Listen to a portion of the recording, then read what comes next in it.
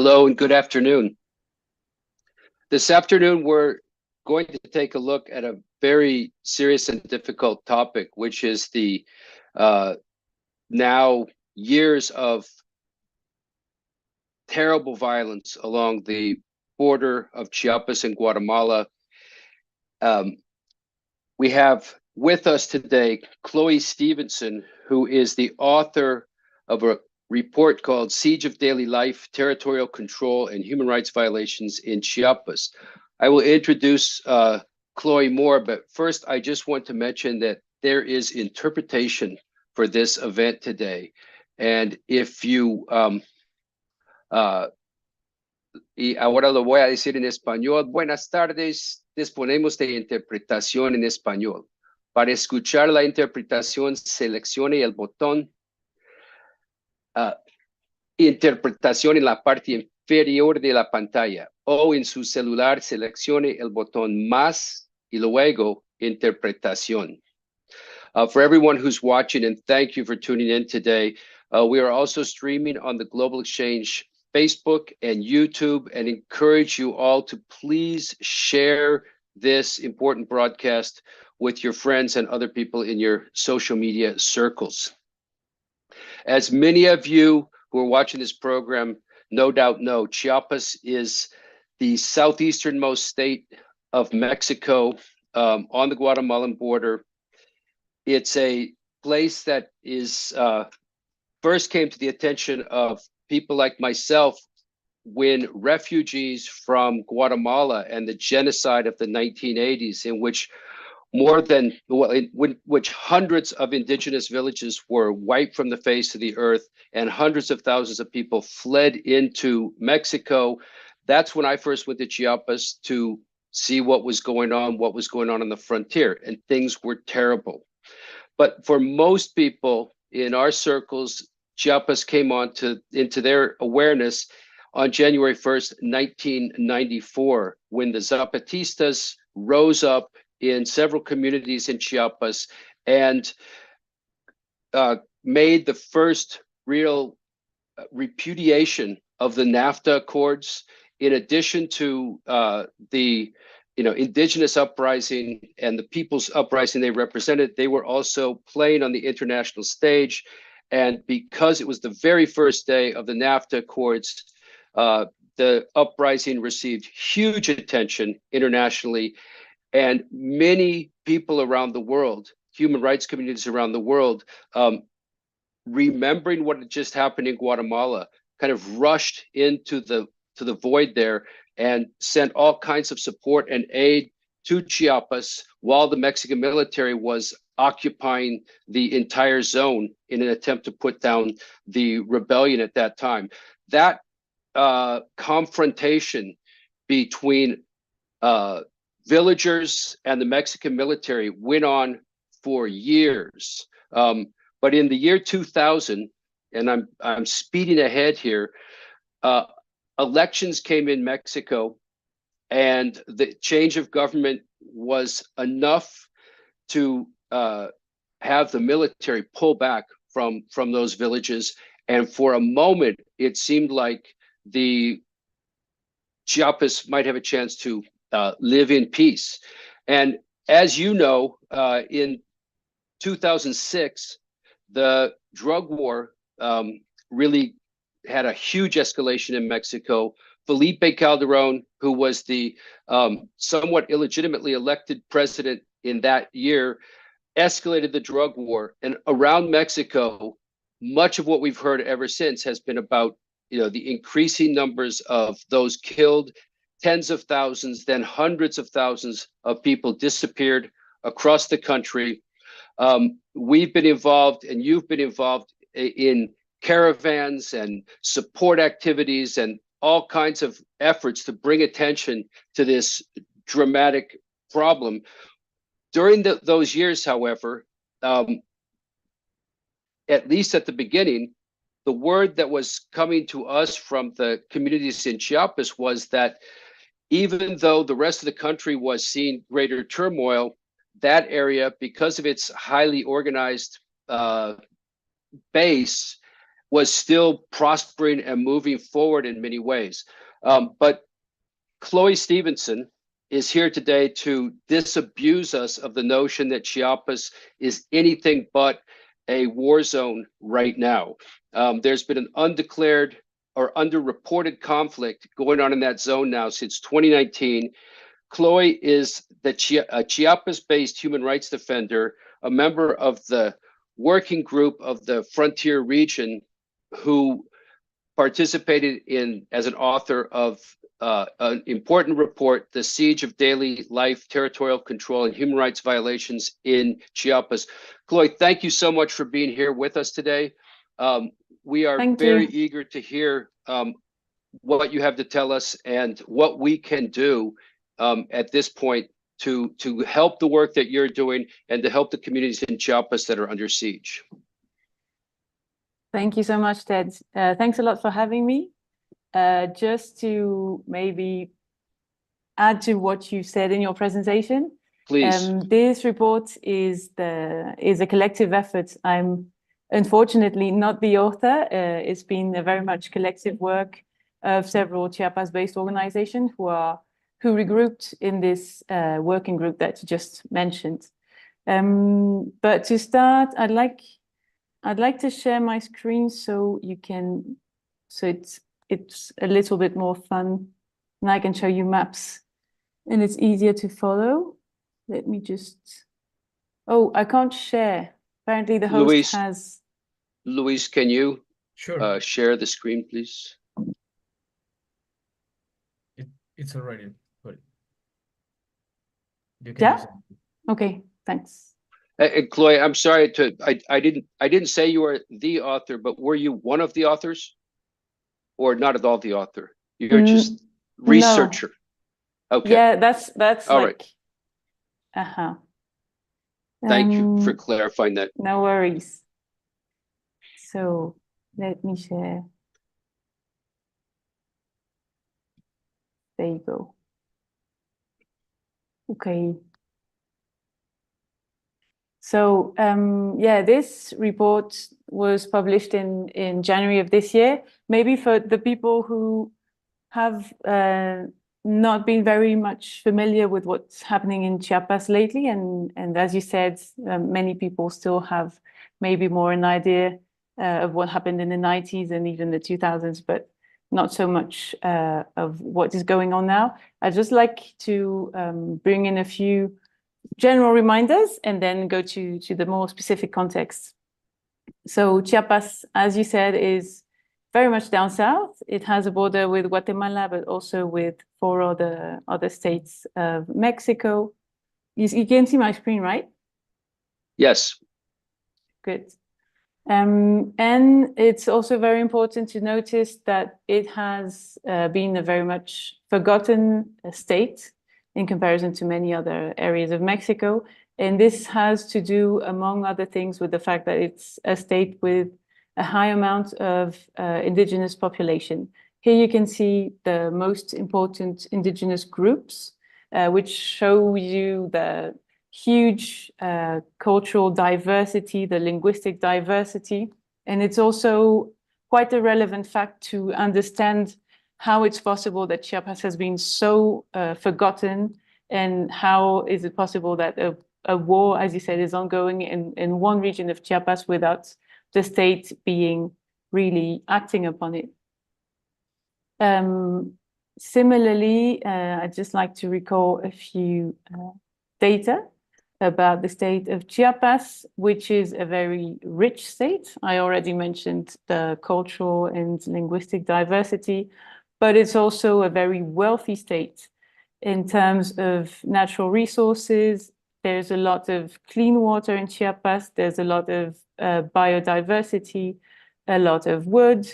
Here you can see that 2% of the world's biodiversity is to be found in the Lacandan jungle, which is huge. It has the highest amount of indigenous population in Mexico. It also has the highest amount of ejido land. Maybe just to clarify what this means, ejidos are lands where the property is common. So that's also a very relevant data to understand why this matters for big economic interests. It's also one of the states with the highest percentage of poverty, illiteracy, lack of access to education, and teenage pregnancies. So that gives you a few clues about the territory we're going to talk about. As a reminder as well, I'd like to mention the three networks of human rights organizations who have been working on this report. Three of the biggest national networks have joined forces to document and to write this report, which was quite an effort. So to dive into our topic, I'll put you a little map that hopefully is helpful. This border that you see here between Chiapas and Guatemala has been affected since around 2021 by non-recognized armed conflicts based on the territorial disputes of organized crime structures. These structures are fighting for control over goods, services, individuals, legal and illegal products, as well as the lives of the local population. And this zone, which we call Sierra Frontera, because it's both the border, but also has a small mountainy, I don't know how to say it, mountainy part, covers the municipalities of La Trinitaria, Frontera Comalapa, Chico Muselo, Siltepec, Escuintla, Motocintla, Mazapa de Madero, El Porvenir, La Grandeza, Bejucal de Ocampo, Amatenango de la Frontera, and Bellavista. And I told you since around 2021, why? Because we really feel that the turning point was what occurred on July the 7th of 2021. On that day, Gilberto Rivera, also known as El Junior, who was the son of the operator of one of the organized crime groups that maintained control in the state, was assassinated. And his murder was claimed by the antagonistic criminal group. That's why the report covers a time span from July of 2021 to December of 2023. Due to its geographical location and strategic natural resources I've mentioned, Chiapas is a key territory for the control and promotion of both legal and illegal economies. And it's really important to also note that Chiapas has been historically abandoned by the Mexican state.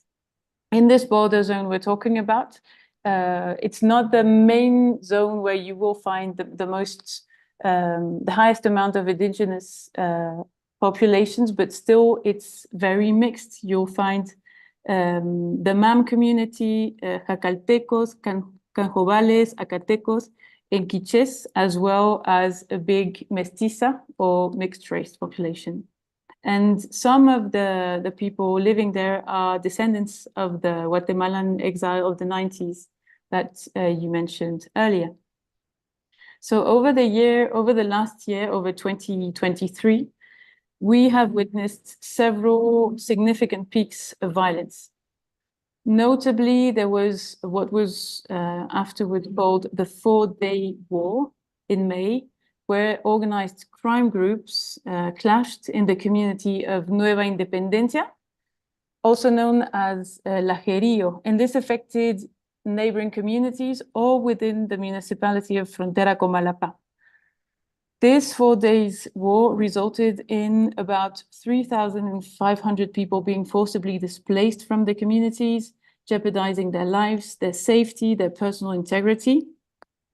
But in general, throughout the last year and to the present date, we've observed that the civilian population has been taken hostage, used as a shield, forced to participate in mobilizations such as blockades, confrontations in support of one of the disputing factions, depending on where people live there.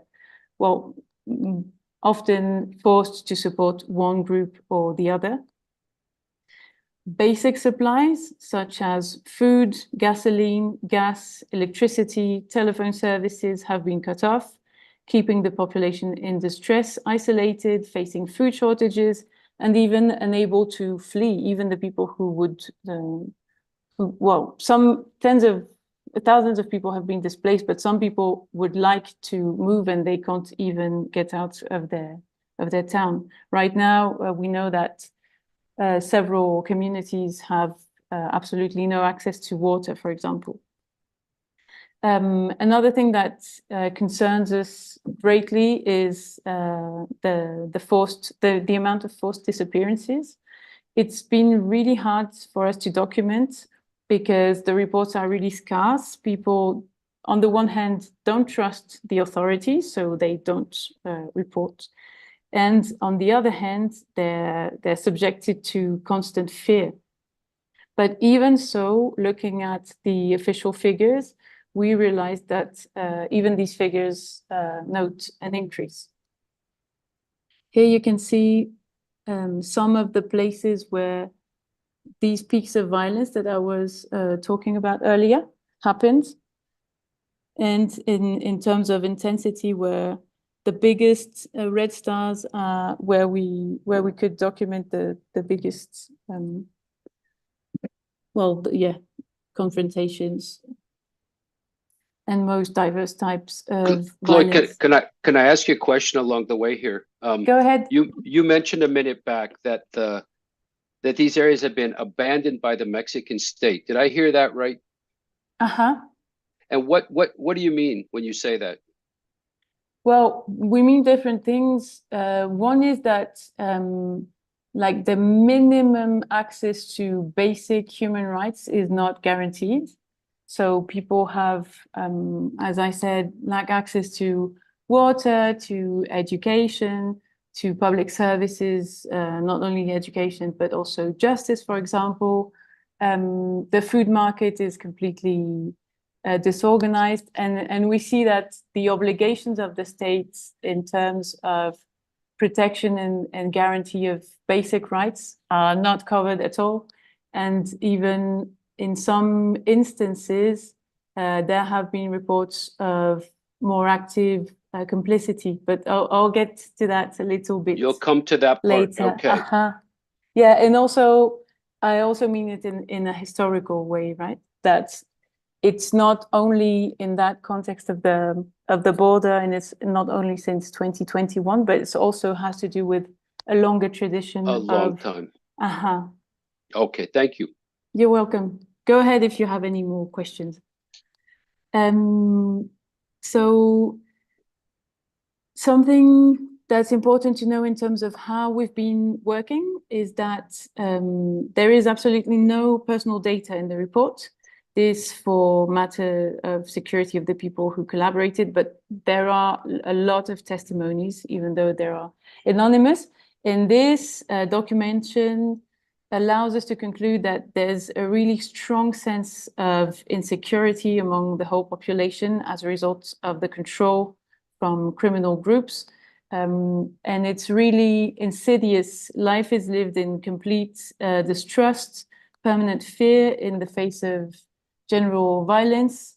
We're particularly concerned about the attacks on community leaders, authorities, human rights defenders, and journalists, which have made things worse because they've prevented these people from, doing their work of defending human rights, visibilizing what's going on, defending freedom of expression. And I'd like to mention in particular the case of Professor José Artemio, who was tortured and executed in his own home in front of his family by a group of armed men in the city of Chicomucelo. These people also took his mobile phone, computer, and wallet with his personal belongings. And José Artemio was a secondary school teacher in the ejido of Josefa Ortiz, which is part of Chicomucelo. He was also the secretary of his union delegation. He had coordinated the March for Peace on the 12th of October of 2023 and was one of the leaders of the march.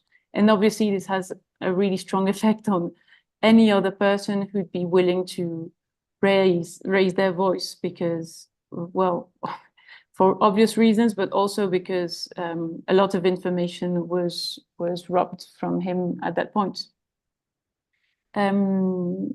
So, of course, we see really powerful armed violence and their impact, but we also see that this violence is also used in terms of surveillance. It's not just about territorial control, it's also about being in control of the daily life of the populations, control community movements, and this again generates a really strong state of fear.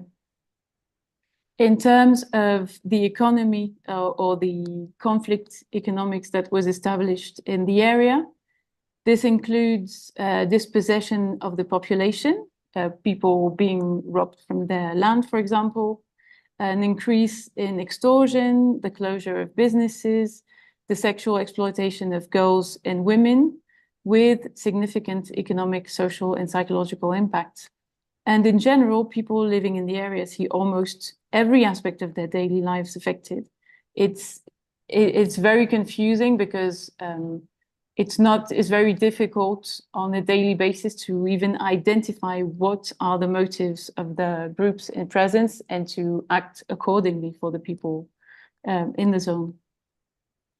In terms of the institutions, we've noted that the organized crime has infiltrated health services, garbage collection, government, administrative units, food supply, education at all levels, among other things.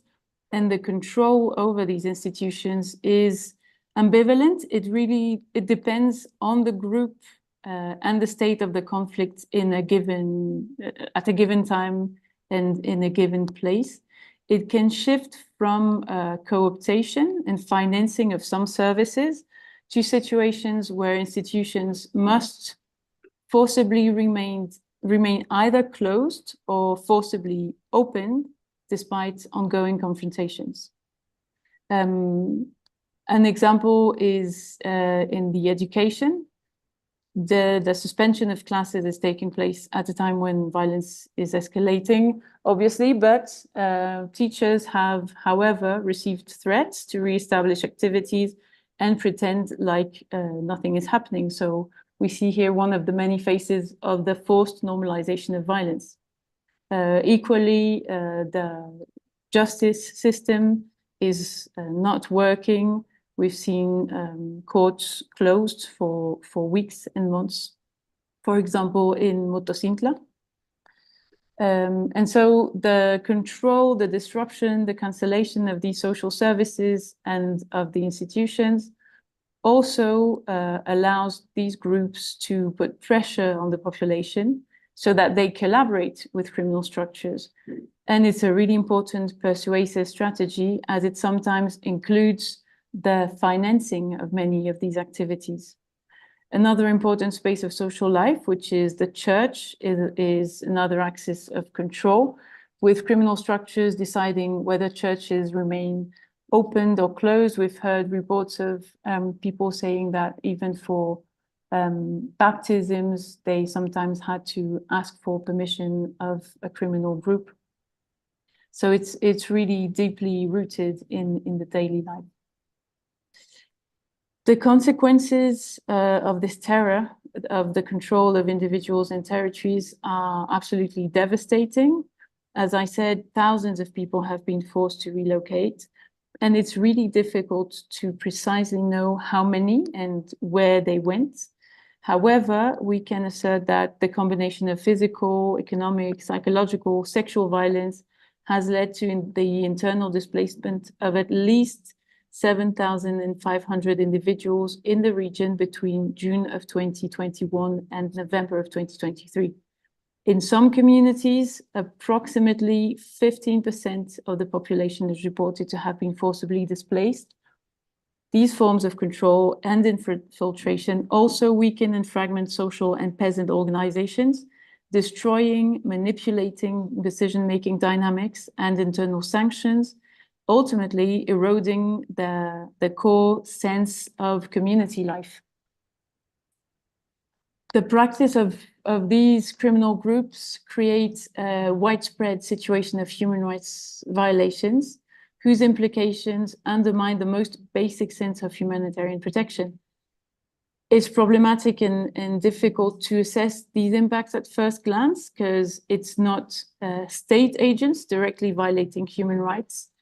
Furthermore, there's no, currently no official recognition of the existence of an internal armed conflict in the zone. However, there are armed groups with capacity to generate severe impacts on the lives, on the dignity and personal integrity of all residents who are not part of the conflicts, of civilians, whose protection is indeed the responsibility of the Mexican state. And in that context, state interventions have primarily been characterized by omission, acquiescence, in some cases, collaboration. In the face of this widespread violence, the population has repeatedly demanded the urgent intervention of the Ejército, the army, and the Guardia Nacional, which is another military-led body. But in contrast, it's also the inaction of the army and the Guardia Nacional that have led some communities to make the opposite demand, to ask the army to withdraw from certain areas. So, Chloé, can I ask you a question about that? You know, sure.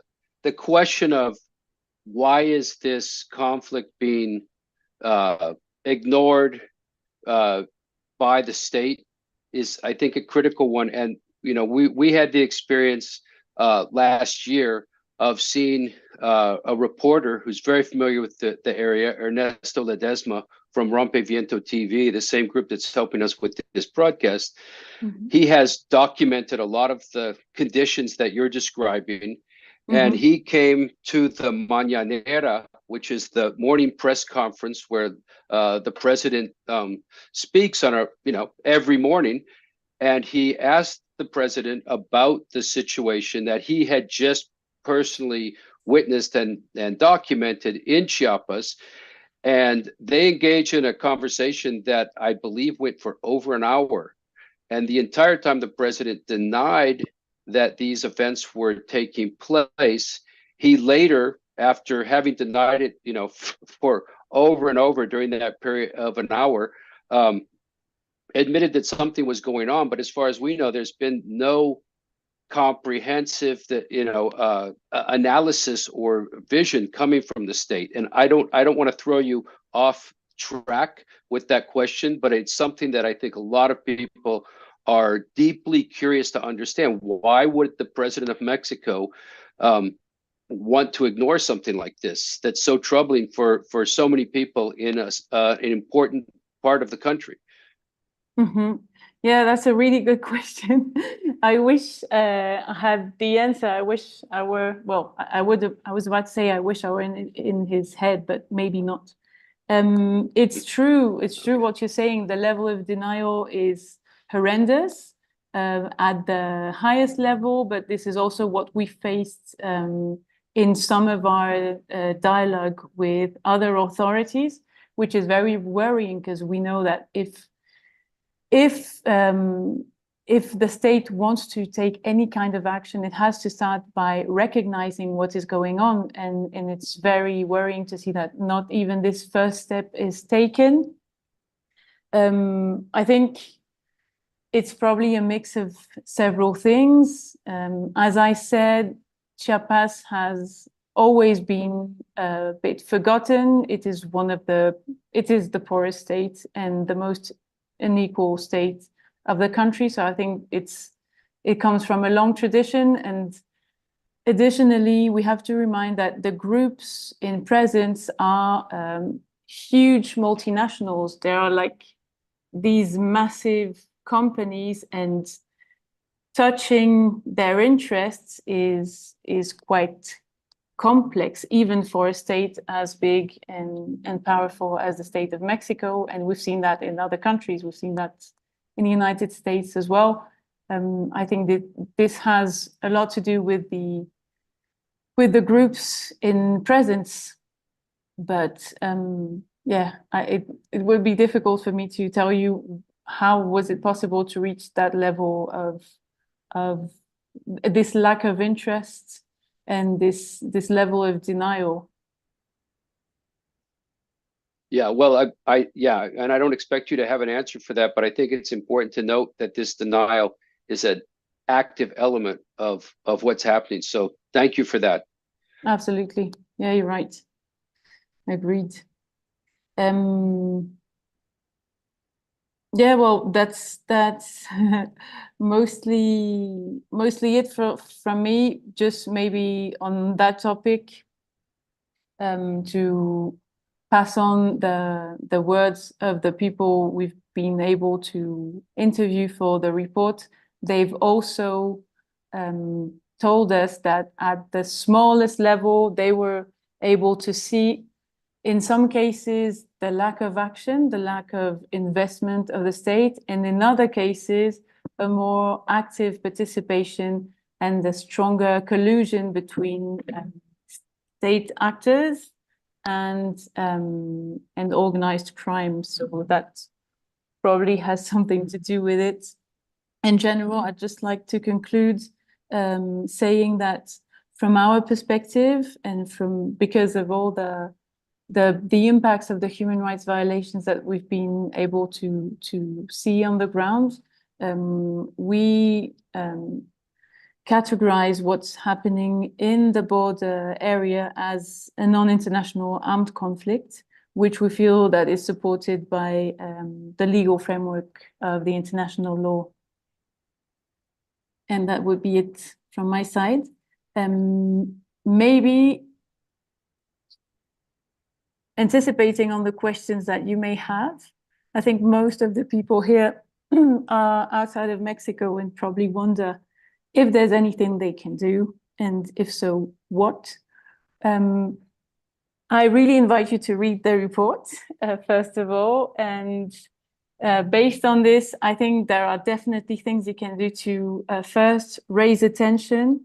You can start by posting this on social media, this webinar or any content, the report, the summary, anything that you'd wish to draw attention on the situation. You can do this obviously on social media, but also starting conversations wherever you're politically active. It can be your university, your union, at the workplace, anywhere. I think this is a very important topic and a very severe, well, it's a very, yeah, it's a very severe situation, and it would really help us. So if Chloé, people could. The link you have on the screen here, that is one can get the report by going to that link. Yes, that's the one that's really at the bottom. Grupo de Trabajo Frontera Chiapas. Yes. There you can find the report. You can find a summary, because it's quite long, and I realize not everyone has time to read. And there's a summary of the report in English, I know. Is there a full version of the report in English as well, or is it only in Spanish at this point? It's only in Spanish, but talking about how can you support us. So maybe one of the things we can do, is translate the report. Absolutely. So we'll volunteer to do that. Please. Thank you very much. Yes, that would be really useful. You can also talk to your government, talk to your representatives. They can also, in turn, pressure the Mexican state. Here, if you click on the link, I put together a really short example of what you can write, but it's just a template. You can just do the same, use your own words. The important thing is to tell your government that you're aware of what's going on and that you're worried and you want them to take action, because we know that international pressure can help.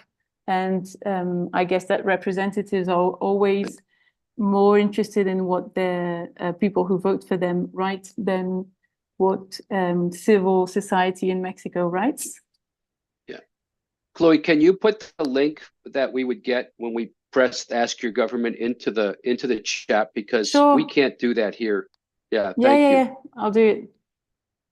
That would be And the great. other thing is that be creative. Go to the Mexican embassy and I was about to say paint the walls. Maybe not paint the walls, but just go there and shout and take some pictures and put them on social media. Really, anything that could help us to make this more visible would be of great support. Thank you. I had one more question back in and maybe we can repeat some of this. And if anyone has any questions for the panelists, please feel free to put them into the chat, and we'll be happy to stick around for a few minutes and answer any and all questions that come in. One of the questions I have is, I see the names of cartels that are involved in the violence in Chiapas. And I see names like Sinaloa, which is a very familiar name to people who've watched the drug war, but it's also a state that's on the opposite side of the country. And we see another name, Jalisco Nueva Generación, Jalisco New Generation, as are these the groups that are identified in the area, or am I spreading out the wrong story there? Well, really in the report and in our public work, we don't focus so much on who the groups are, and we don't mention them because we feel that what is important is what is happening, the impact on the population and the state of urgency. However, anyone who can just make a little Google search would probably find the same information as you did. Yes. Okay, but you don't think it's important to understand where that's coming from. The reason that I bring it up is because for decades there have been rumors about collaboration between the Sinaloa cartel and various iterations of the Mexican government, and that has at this point gone from being fable to being pretty much fact. In terms of how things have worked in recent decades. And the connections, as you mentioned, between the armed forces, certain aspects of the armed forces and others in Mexico, and the narcotics trade have also been made amply clear. Perhaps the sad events of Ayotzinapa being the clearest and most shocking example of how those avenues of collaboration work. So as we're approaching this, it feels like those are topics that actually have importance if we're looking at how does this situation get resolved. Mexico is in the middle of a presidential election campaign right now. Are these issues being talked about in that campaign in any way? Is it possible that the candidates Claudia Sheinbaum or Xochitl would talk about these issues, deal with these issues? Is that one of the avenues that people are using to try and bring attention to something that is otherwise so underreported? Well, I think the event that you mentioned when Ernesto Ledesma asked directly the president what was going on, and the president answered in short that nothing was going on in Chiapas, that everything was well, is quite a good gives you quite a good image of what is the narrative of the government. And I personally fear that the candidate of Morena is adopting the same narrative, that there is, in terms of security and specifically of the violence caused by the biggest criminal organizations, that not so much is happening. and the situation is not that serious, and that people who want to raise these topics have other motivations, that what they want is to to make it harder for the government to do the actual work, to develop their own agenda, and that these people are mostly opponents and conservatives. So it's been very difficult for us to make this heard, and it's been very difficult for us to also have a dialogue with the state at all three levels, which we think is necessary. Yeah. Well, if there's, that does create a very difficult situation. And you don't think that the electoral context provides any new avenues of approach about this, or do you think that it's just not really viable to go that direction? I'm not too optimistic. Maybe to tell you something that happened recently that tells you a lot of the perspective that Claudia has. A couple of weeks back, the church presented a document where they, on the one side, made a kind of diagnosis of the situations in terms of violence, mostly, and on the other hand, made some proposals on how to make things better, basically. And the candidate of Morena, Claudia Sheinbaum, what she did was, and they asked the candidates to endorse it. And she said, I'll endorse it, but I'll make a footnote saying that I don't quite agree with the diagnosis. And what she meant by that is that, of course, there may be some areas, some cities, some places where violence is a problem, but it's not systemical. It's not a structural problem, which sounds completely surreal if you spent more than 5 minutes in Mexico, but it's still the narrative of the party that is probably going to win the next election. Yeah. Well, that's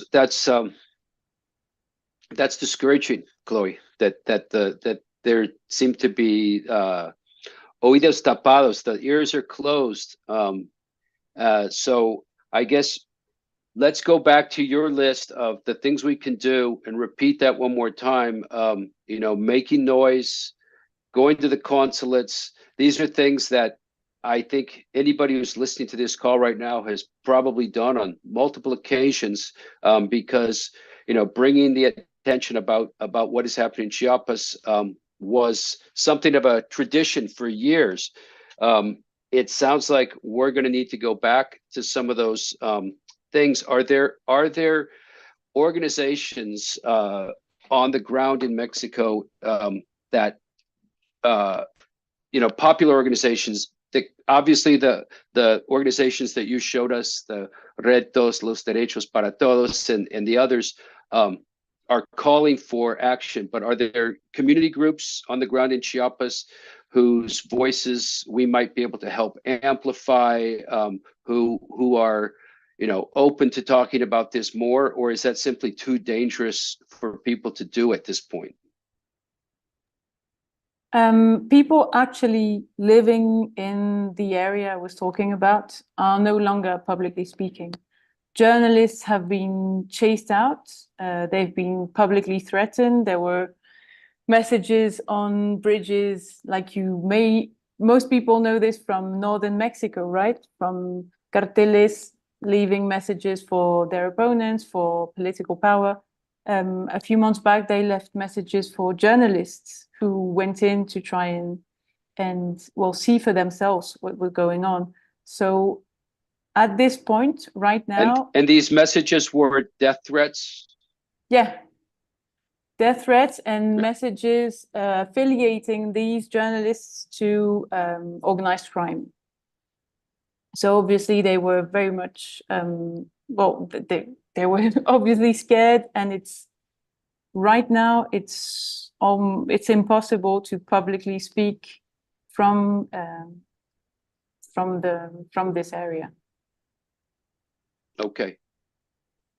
Well, can we look at your list one more time before we Yes, sure. close out, and we will stand behind our commitment to translate that report for you if you'd like that. We can take that on and hopefully be of some use in that way. Yes, that would be amazing.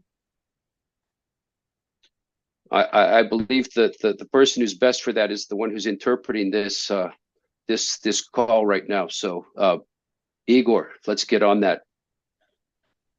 Okay, thank you. What can't just quickly give us again, what can we do so that people can I take think this to their to start, just make things visible, just try to amplify our voices of the organizations that are who are on the ground or close in trying to raise the voices of people directly suffering from this war. The easiest way to do it is through social media. You can follow organizations based in Chiapas, such as the Frayba, such as Coreco, Colibres, Terapaz. There are many organizations who have participated in this report and in the more globally in the work we're doing on the topic, and who are regularly posting and informing about this. So try to be aware of their work and amplify their voices. That's really useful. And you can also do that in any other way that you wish, more creatively. You can talk to your government, you can talk to your representatives, because we feel that in a time where the dialogue with the state is very difficult, for the reasons we've mentioned, with this level of denial, international pressure can be a tool to at least open some ways of maybe at least be heard. Even if it's not a proper dialogue, it can open spaces for us to pass on our message. You can also directly pressure the Mexican state through your embassies or any other Mexican institutions that are present in your territories. And in order to do all this, you definitely need to read the executive summary if you have no time to read the report, even though it will be translated into English, so you don't really have an excuse. yes. No, I'm kidding. Thank you can read the again, summary. Chloé. Yeah, Thank thank you you again, Chloé, for everything. This is Chloé Stevenson, and for those of you who are listening, this is being recorded. It's also being broadcast on Facebook and YouTube. So please share it after the fact on those channels, and keep a lookout in your email for that report. And if you are not getting emails from Global Exchange, write to us, info@Global Exchange, and we will put you on the list. Look on our website for the link as well to get on the email list. That's the easiest way. And thank you again, Chloé Stevenson, and everybody who joined us this afternoon. Well, thank you so much, really. I think it's really important to have this heard at last, and you're very welcome. Yes, and I hope this won't be the last time that we'll be speaking with you and the people in your group. It's an extremely important message, and we appreciate all the work and effort that you and the entire team have put into this. So once again, thank you. Cheers. I'll pass it on. Okay.